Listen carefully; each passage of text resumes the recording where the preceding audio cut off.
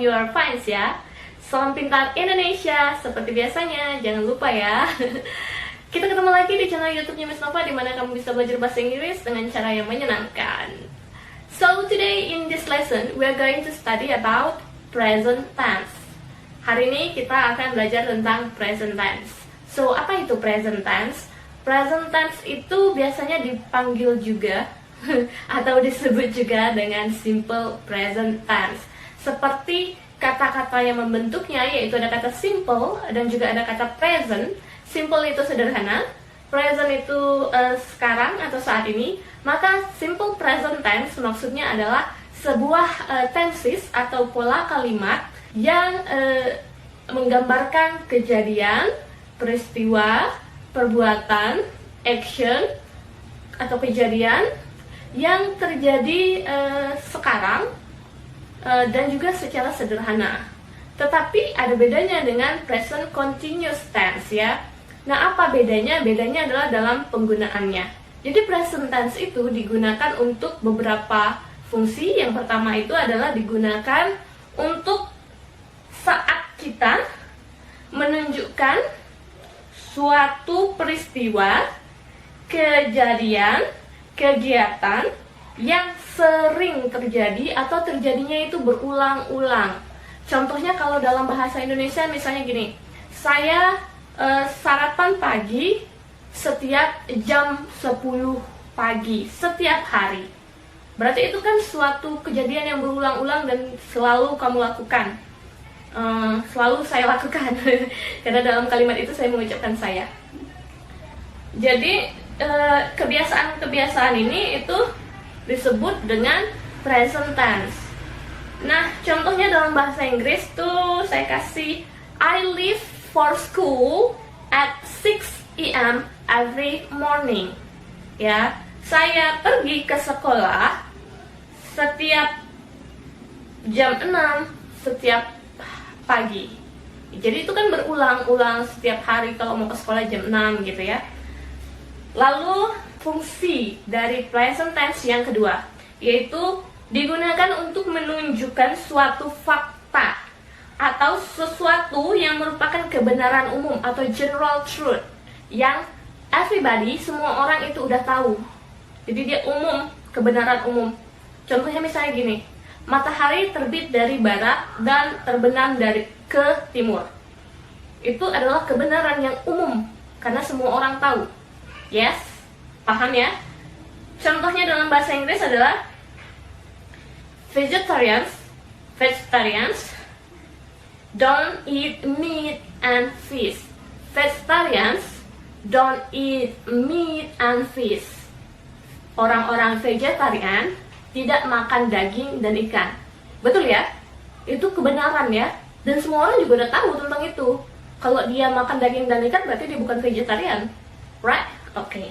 Next, fungsi yang ketiga, digunakan untuk menunjukkan atau menyatakan sesuatu yang terjadi di waktu yang akan datang, tetapi hanya jika membicarakan tentang jadwal atau program. Misalnya contohnya, jadwal ini maksudnya jadwal yang udah memang selalu terjadi setiap hari, tidak diubah, ya, tidak ada perubahan gitu. Contohnya, the second train leaves at 10 AM. Kereta api kedua berangkat jam 10 pagi. Jadi ini sudah merupakan jadwal si kereta api tersebut yang nomor 2 itu, yang kedua, untuk berangkat setiap harinya. Paham ya? Yang keempat adalah digunakan untuk menyatakan situasi yang permanen atau tetap atau tidak berubah atau untuk selamanya. Misalnya gini, I work in the city but I live in the countryside. Artinya saya bekerja di kota tetapi saya tinggal di pinggiran kota. Jadi itu kan tempat tinggal kamu dan tempat kerja kamu, dan itu adalah sesuatu yang permanen. Kalaupun itu berubah, ya mungkin dalam jangka waktu yang amat sangat panjang atau bahkan mungkin tidak berubah. Seperti saya seorang PNS, pekerjaan saya tidak akan mungkin berubah sampai saya tidak ada lagi di dunia ini gitu ya, kecuali saya benar-benar tidak menginginkan pekerjaan ini lagi dan saya memutuskan untuk pergi gitu, meninggalkan gitu ya. Tapi seperti itu maksud dari fungsi ini gitu ya. Jadi gimana sih Miss untuk membedakan kalimat-kalimat present tense dibandingkan dengan kalimat-kalimat yang lain? Nah, kalau kita orang Indonesia ya, untuk mengucapkan kalimat dalam bahasa Inggris pastinya kita memikirkan dulu kalimatnya di dalam kepala kita dalam bahasa Indonesia, baru kita artikan ke bahasa Inggris, betul kan? Nah, jadi kita itu perlu untuk mengenali kalimat itu yang masih dalam bahasa Indonesia itu, apakah dia itu present tense, past tense, atau sebagainya. Jadi cara untuk mengenalinya adalah dengan melihat petunjuk waktunya. Jadi kalau present tense itu petunjuk waktunya ada selalu, always, always. Yang kedua, biasanya atau usually. Yang ketiga, umumnya, generally. Pernah, ever. Kadang-kadang, sometimes. Kadang-kadang juga, occasionally. Sering, often. Untuk present tense, simple present tense, sebelum saya masuk ke rumus, saya ingin membagi subjek itu dalam 3 bentuk. 3 bentuk ya. Kenapa kita perlu membagi bentuk-bentuk ini? Karena rumusnya present tense ini beda-beda untuk setiap subjeknya. Jadi yang pertama, subjeknya itu adalah I atau saya. I di sini meskipun dia tunggal, hanya sendiri, saya kan tunggal ya, sendiri ya, tetapi tidak dianggap sendiri. Saat dimasukkan ke dalam kalimat, kata I atau saya ini dianggap sebagai plural nouns atau plural subject ya. Jadi yang kedua adalah subject singular, singular subject, yaitu subjek yang hanya tunggal satu atau orang ketiga tunggal. Yang kayak gimana sih orang ketiga tunggal itu? Maksudnya gini, ada satu orang yaitu saya, ada satu orang lagi yaitu kamu di sebelah kanan saya. Kita visualisasikan aja, kita anggap ada seseorang di sebelah saya yang saya panggil kamu atau you. Lalu ada satu orang lagi di sebelah saya yang saya panggil dia. Saya dan kamu berbicara berdua, membicarakan tentang orang ketiga yang sedang kami bicarakan. Orang ketiga yang kami bicarakan ini, si dia ini sendiri. Maka dia disebut orang ketiga tunggal, karena dia orang yang dibicarakan oleh yang duanya. Dia adalah orang ketiga yang dibicarakan, tunggal. Paham ya maksudnya ya? Dulu sewaktu saya sekolah tidak ada guru saya yang menjelaskan seperti ini. Maka saya sedikit bingung, what is orang ketiga tunggal? What is the meaning of orang ketiga tunggal? Itu saya waktu masih sekolah belajar bahasa Inggris itu agak pusing. Karena itu saya mencoba menjelaskannya dengan cara yang lebih dimengerti, dengan kata-kata yang lebih dimengerti.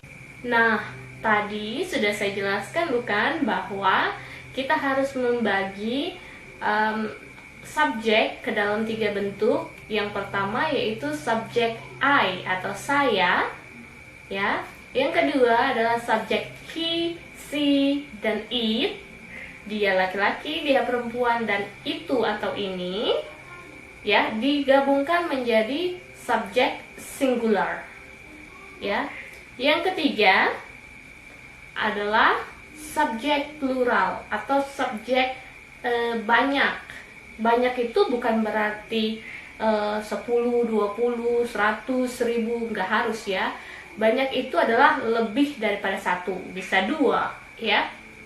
Jadi apa saja subjek yang banyak itu, yaitu you atau kamu atau kalian semua, we, kami atau kita. Yang ketiga, they atau mereka, ya. You, we, they termasuk plural. Jadi diingat aja, he, she, it singular, you, we, they plural, ya. I sendiri. Sekarang kita masuk ke rumusnya. Normalnya kalimat bahasa Inggris itu ada 3 bentuk. Yang pertama positif atau pernyataan. Yang kedua adalah kalimat negatif. Kalimat negatif itu yang kayak gimana? Yang ada kata tidak di dalamnya. Jadi misalnya gini, di kalimat positifnya saya bilang saya suka kamu. Di kalimat negatifnya saya bilang saya tidak suka kamu. Jadi semua kalimat yang ada kata tidaknya itu berarti kalimat negatif. Yang ketiga adalah kalimat interrogatif, yaitu kalimat pertanyaan. Misalnya contohnya tadi, saya suka kamu, saya tidak suka kamu. Di kalimat pertanyaannya menjadi, apakah kamu suka saya? Gitu ya. Atau apakah saya suka kamu? Itu agak aneh ya, menanyakan diri sendiri kayak orang punya kepribadian ganda. Nah, sekarang kita masuk ke rumusnya. Kita mulai dari rumus present tense untuk singular subject. Untuk singular subject, pada subjek he, she, dan it, pada kalimat positif kata kerja atau disebut juga dengan verb. Kata kerjanya ditambahkan s atau is di belakangnya. Jadi contohnya misalnya kata kerja like. Pada subjek he, she, dan it, like-nya itu harus ditambah s belakangnya menjadi likes. Jadi kalau mau bilang dia suka saya, kamu buat he likes tambah s me. He likes me. Paham ya? Ya, untuk semua kata kerja harus ditambah s untuk subjek yang he, she, dan it. Atau ditambah is. Bagaimana, Miss? Kata kerja yang mana yang harus ditambah s, yang mana yang harus ditambahkan is? Nah, untuk ini misalkan kasih tahu di pertemuan selanjutnya ya. Nah, sedangkan pada kalimat negatifnya masih untuk subjek he, she, dan it, dan juga kalimat interrogatifnya harus gunakan does not. Pada kalimat negatifnya pakai does not. Sedangkan pada kalimat interrogatifnya gunakan does. Ya. Oke, jadi rumusnya untuk singular subject he, she, dan it. Untuk kalimat positif yaitu subjek, tolong sediakan buku dan pulpennya, buku catatan dan pulpennya, dan dicatat ya. Untuk kalimat positif subjek he, she, it, yang mana yang kamu pilih, apakah he, apakah she, apakah it, tergantung dari soalnya atau dari kalimat bahasa Indonesianya. Ditambahkan verb atau kata kerja bentuk 1. Nah, kemarin kan sudah Miss kasih tugas ya, kata kerja bentuk 1, kata kerja bentuk 2, kata kerja bentuk 3. Jadi ini kata kerja yang bentuk 1. Lalu di belakang kata kerjanya ditambah s atau is. Lalu tambahkan objek atau keterangan.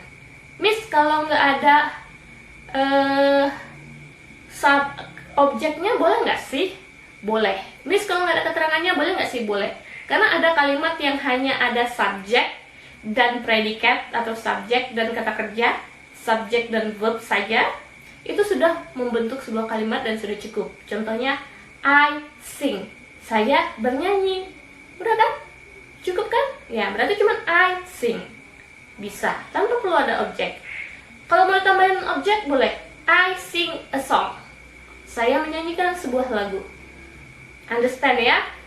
Nah, untuk contohnya ya, she goes to school 5 days a week. Dia, untuk perempuan ya, pergi ke sekolah 5 hari dalam seminggu. Nah, kita lihat subjek yang mana. Kan rumusnya tadi ada subjek ya. Subjeknya yang mana? Subjeknya adalah she. Verb satunya atau kata kerja bentuk satunya yang mana? Go. Lalu ditambah es. Tidak hanya ditambah s, karena kalau goes saja salah ya. Goes. Lalu ditambahkan objek, to school, keterangan ya, keterangan tempat. 5 days a week, 5 hari dalam seminggu, itu keterangan waktu. Jadi ada 2 keterangan di sini ya. Nah, kita masuk ke rumus negatif. Rumus negatifnya subjek, yaitu he atau she atau it, tergantung dari kalimat bahasa Indonesia yang mau kamu artikan. Tambahkan das, ini bacanya das ya, das. Ditambahkan not, does not, atau kalau disingkat menjadi doesn't. Doesn't. Jadi antara N dan T tidak ada lagi huruf O, tetapi diganti dengan apostrof atau koma di atas. Doesn't. Bacanya doesn't. Ditambahkan verb 1, kata kerja bentuk 1 ditambahkan objek. Kata kerja bentuk satunya di negatif, kata kerja bentuk satunya di negatif, tidak lagi ditambahkan S. Ingat ya, saat positif dia ditambah S atau IS kata kerjanya, saat di kalimat negatif jangan lagi ditambah S atau IS. Kenapa? Karena logikanya adalah sudah ada auxiliary verb atau kata bantu kata kerja, yaitu does. Does itu do ya, ditambah IS kan. Sudah ada do tambah IS, kata bantu kata kerjanya. Jadi kata kerja yang mengikutinya tidak perlu lagi pakai S atau IS. Paham ya? Contohnya masih sama kalimatnya seperti yang di atas ya, yaitu dia tidak pergi ke sekolah 5 hari dalam seminggu. Ya, ini kebalikannya dari yang di atas. Kalau yang di atas dia pergi. Kalau untuk kalimat yang positif, dia pergi ke sekolah 5 hari dalam seminggu. Kalau kalimat negatifnya, dia tidak pergi ke sekolah 5 hari dalam seminggu. Jadi, tinggal ditambahkan does not saja sebelum kata kerja.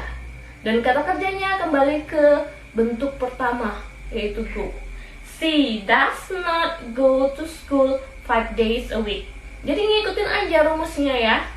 Diikutin aja rumusnya sambil kalau pertama-pertama nggak bisa hafal rumusnya, ya lihat catatan, it's okay, nggak apa-apa ngeliat catatan. Tapi semakin kamu sering latihan, semakin kamu sering ngerjakan tugas, kamu akan hafal dengan rumusnya ya. Jadi ngikutin aja, oh subjeknya apa? Oh subjeknya dia. Dia itu bahasa Inggrisnya apa? Gitu ya. Oh dianya untuk laki-laki apa? Dia untuk perempuan apa? Lalu rumusnya apa? Oh tambahkan kata kerja bentuk 1. Ngikutin aja rumusnya. Ya. Yang penting tahu itu kalimat positif, kalimat negatif, atau kalimat pertanyaan. Paham ya? Nah kita masuk ke rumus yang ketiga, yaitu rumus interrogatif untuk kalimat pertanyaan. Rumusnya, kalau tadi subjek di depan, sekarang subjeknya ditukar. Subjeknya jadi ke depan pindah ya. Does tambah subjek tambah verb 1, kata kerja bentuk 1 ya, tambah objek atau keterangan. Contohnya, apakah dia pergi ke sekolah 5 hari dalam seminggu?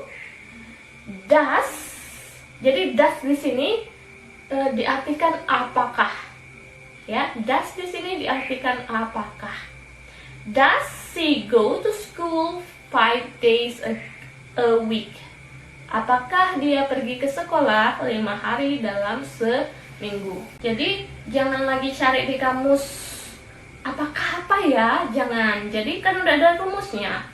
Kalau untuk present tense yang nominal, nanti apakahnya itu memakai to be ya. Nanti akan kita pelajari, tidak sekarang. Nah, kita masuk ke rumus present tense untuk plural subject. Apa aja tadi plural subject anak-anak? Apa? Ayo apa? Udah pada lupa ya? You, kamu. We, kita atau kami. Dan they, mereka. You, we, they. You, we, they. You, we, they. Gampang kan ingatnya? Hanya gitu saja. You, we, they. Yaitu subjek plural. Nah, untuk plural subjek, kalimat positifnya itu subjek, Rumusnya subjek tambah verb 1. Nah, ingat, saya lupa bilang. Saya lupa bilang. Jadi, untuk subjek I dan subjek you, we, they itu penggunaannya sama. Walaupun I itu tunggal, tetapi ketika dia di kalimat present tense, rumusnya gunakan rumus yang sama dengan subjek plural. Ya, jadi jangan gunakan yang singular he, she, it tadi, jangan. Gunakan yang sekarang akan saya katakan. Jadi I, you, we, they, inilah rumusnya ya. Jadi rumusnya untuk positif itu subjek tambah verb 1, kata kerja bentuk 1, tidak boleh ditambah apapun, tidak ada s, tidak ada is. Lalu tambahkan objek atau keterangan. Contohnya, we go to school 5 days a week. Kelihatannya bedanya, kalau yang tadi singular itu go-nya pakai is di belakangnya. Kalau yang ini enggak, ya udah verb 1 aja, sederhana gitu. We go to school 5 days a week. Kami pergi ke sekolah 5 hari dalam seminggu. Nah, untuk kalimat negatifnya, kita pakai do. Kalau yang tadi pakai does, yang ini pakai do. Dia sama-sama kata ganti, kata bantu, kata kerja. Untuk kalimat negatifnya, subjek tambah do, tambah not, tambah kata kerja bentuk 1 atau verb 1, verb 1, tambah objek atau keterangan. Do not ini bisa disingkat menjadi don't, ya, bacanya don't. Jadi contohnya, we do not go to school 5 days a week. Jadi di depan go-nya ditambah aja do not, ya. Tinggal mengubah aja dari yang positif tadi itu, tinggal ditambahin do not di depan kata kerjanya. Paham ya? Nah, untuk kalimat negatif sama seperti untuk subjek singular tadi. Do-nya dibalik ke depan. Do tambah subjek tambah verb 1 ditambah objek atau keterangan.